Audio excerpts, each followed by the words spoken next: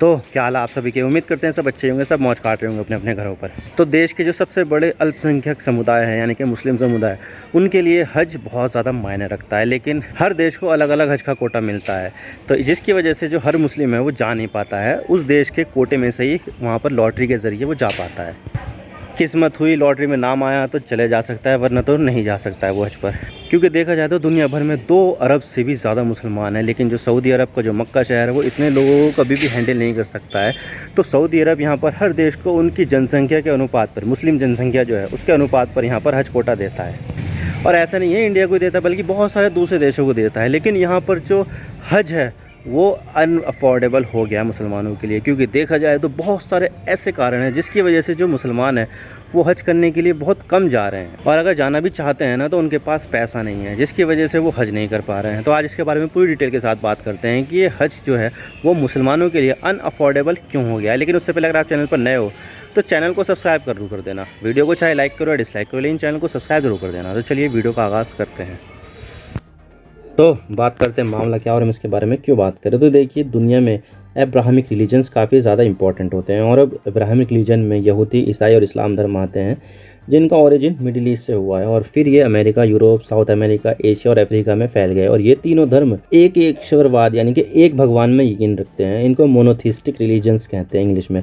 इन तीनों ही धर्मों में 80 से 85% बातें जो है एक जैसी ही होती है, और थोड़ी बहुत टीचिंग में बदलाव है जिससे ये एक दूसरे से अलग रहते हैं। और अगर हम इस्लाम धर्म के बारे में बात करें तो ये बहुत ही तेज़ी से आगे बढ़ रहा है, और भारत में सबसे बड़ा माइनॉरिटी भी मुस्लिम ही है।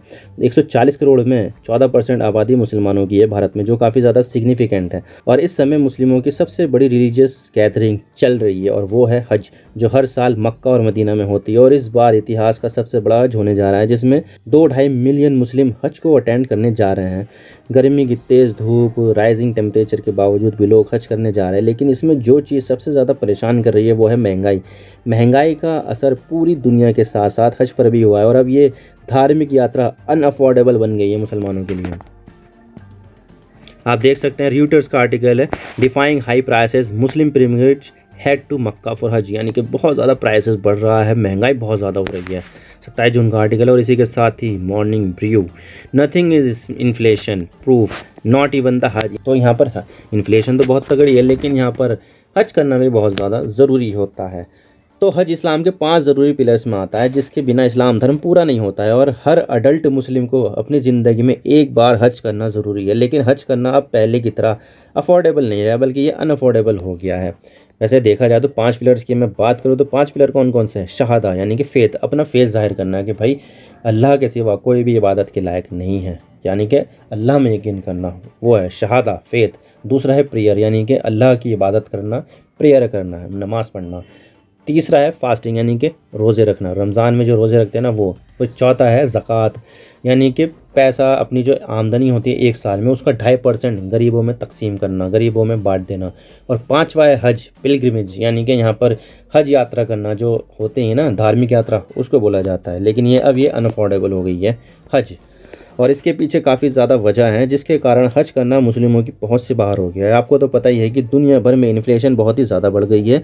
जर्मनी मंदी में चला गया है, यूके मंदी में जल्द ही जाने वाला है, अमेरिका के ऊपर भी एक काफ़ी बड़ा खतरा है, स्पेन में भी मंदी के हालात है, और यूक्रेन रशिया का वॉर की वजह से दुनिया की हालत और ज़्यादा ख़राब हो गई है, जिससे एयर टिकट महंगा हो गया है, ट्रांसपोर्टेशन महंगा हो गया है, खाने पीने की चीज़ें महंगी हो गई है, और रहना भी काफ़ी ज़्यादा महंगा हो गया है। ख़ास करके मक्का और मदीना में यहाँ पर बहुत ज़्यादा रहना महंगा हो गया है। और इसके अलावा जो बड़ी आबादी वाले मुस्लिम देश है वहाँ पर आर्थिक संकट आ रखा है, जैसे कि पाकिस्तान, बांग्लादेश, इजिप्ट और बहुत सारे दूसरे मुस्लिम मेजॉरिटी वाले देशों में आर्थिक संकट आ रखा है, और उनकी करेंसी की वैल्यू लगातार गिरती जा रही है, जिससे महंगाई ने लोगों की कमर तोड़ दी है, और उनको अपनी ज़रूरत की चीज़ें भी मैसर नहीं हो पा रही है। तो वो हज कहाँ से करेंगे, कहाँ से अफोर्ड कर पाएंगे? तो इसका जवाब है बिल्कुल भी नहीं, क्योंकि महंगाई इतनी ज़्यादा हो रही है कि पहले लोग अपनी ज़रूरत पूरी करेंगे, बाद में हज करेंगे। और अगर मैं हज में जाने वाले लोगों की बात करूं तो दुनिया भर में 2 अरब से भी ज़्यादा मुस्लिम हैं। तो सभी मुसलमानों के लिए तो सऊदी अरब हज का इंतज़ाम नहीं कर पाएगा, और चीज़ें को देखते हुए सऊदी अरब हर देश को हज पे जाने के लिए कोटा देता है, स्लॉट देता है, जो उस देश की मुस्लिम जनसंख्या पर निर्भर करती है कि किस देश में ज़्यादा मुस्लिम होते हैं। उन मुस्लिम जनसंख्या को देखते हुए हज का कोटा दिया जाता है, जैसे कि Indonesia, Pakistan, Bharat, Bangladesh, Nigeria, Egypt, इन देशों में बड़ी मुस्लिम पॉपुलेशन रहती है, तो इन देशों को यूजुअली ज़्यादा कोटा दिया जाता है और बाकी के जो दूसरे देशों को भी उनकी जनसंख्या के अकॉर्डिंग कोटा दिया जाता है।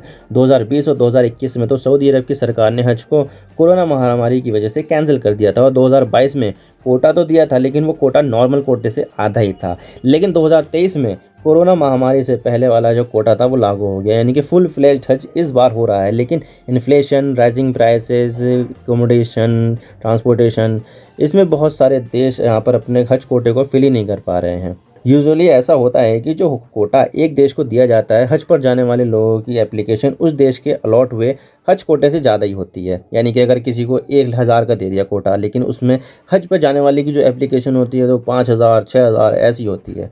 तो ऐसे में वो देश लॉटरी के सिस्टम से हज की जो सीटें हैं वो अलॉट करता है। लेकिन इस बार बहुत से देशों में जो हज का कोटा मिला हुआ है वो अपने हज के कोटे को फिल ही नहीं कर पा रहे हैं। और इसमें आता है अरब देशों में सबसे ज़्यादा आबादी वाला देश इजिप्ट, जिसकी मुस्लिम आबादी 10 करोड़ से भी ज़्यादा है। और ये देश अरब वर्ल्ड का सबसे ज़्यादा आबादी वाला देश है। मुस्लिम देशों में तो इंडोनेशिया सबसे ज़्यादा आबादी वाला है, लेकिन जो अरब वर्ल्ड है जहाँ पर अरेबी बोली जाती है, उन देशों में सबसे ज़्यादा आबादी किसकी है? इजिप्ट की है। तो इसे भी आबादी के अकॉर्डिंग हज का कोटा मिला हुआ है, लेकिन इजिप्ट यहाँ पर अपने इस कोटे को फिल ही नहीं कर पाया है। और इजिप्ट को जो कोटा मिलता है सऊदी अरब से, तो वो उसको प्राइवेट कंपनियों को बेच देता है और अपने पास भी रखता है। प्राइवेट कंपनियां मनमाने ढंग से पैसा वसूलती है, जबकि जो सरकार है वो कोटे को लॉटरी के जरिए लोगों को दिलाया जाता है। और अगर मैं इजिप्ट में मिल रहे हज पैकेज की बात करूँ तो इजिप्ट में जो सबसे सस्ता हज पैकेज मिल रहा है वो 1,75,000 इजिप्शियन पाउंड में है, जो इंडियन रुपीज़ में 4,64,000 रुपये होते हैं। और अगर हम इसकी तुलना पिछले साल से करें तो सबसे सस्ता हज पैकेज 90,000 में मिल रहा था, 90,000 इजिप्शियन पाउंड में मिल रहा था। तो उस समय इंडियन रुपीज़ में वो 3,91,000 रुपये होते हैं। हालांकि देखा जाए तो इजिप्शियन पाउंड की जो वैल्यू है वो कम हुई है, लेकिन अगर हम डॉलर के टर्म में देखें तो तब भी महंगाई ज़्यादा हुई है।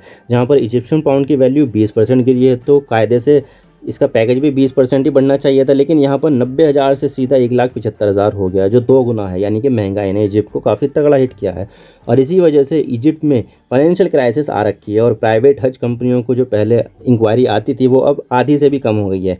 इजिप्ट में डॉलर नहीं है, जिसकी वजह से इजिप्ट में जो लोग हैं वो विदेशी एयरलाइन की टिकट ही नहीं बुक पा रहे हैं, क्योंकि उसके लिए विदेशी एयरलाइन को डॉलर में पेमेंट करना पड़ता है। लेकिन इजिप्ट के पास डॉलर नहीं है, तो यहाँ पर सबसे बड़े अरब देश पर आफत आ गई है, फाइनेंशियल क्राइसिस आ गई है। पाकिस्तान में तो हालत आपको पता ही है, बहुत तगड़ी फाइनेंशियल इकोनॉमिक क्राइसिस आ रखी है। पाकिस्तान के पास डॉलर ही नहीं है, जिससे वो कुछ भी इंपोर्ट नहीं कर पा रहा है और उसने इंपोर्ट भी बंद कर दिया है।